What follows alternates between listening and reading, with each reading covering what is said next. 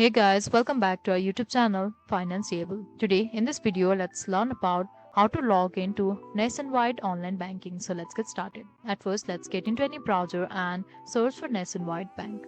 Click on this first website over here, that is Nationwide Building Society. So let's tap on this right corner. So let's tap on this and click on login to internet banking. So let's tap here. Now we need to enter our customer number here, and if you have forgotten your customer number, you can simply click on forgotten your customer number.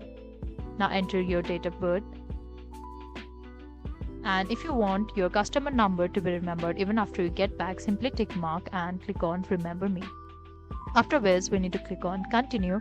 After this, we need to enter our password. Once we are done with that, we get into the nationwide online banking interface. So that is all we can do to log into nationwide online banking. I hope you like the video. Please do like and subscribe. Thanks for watching.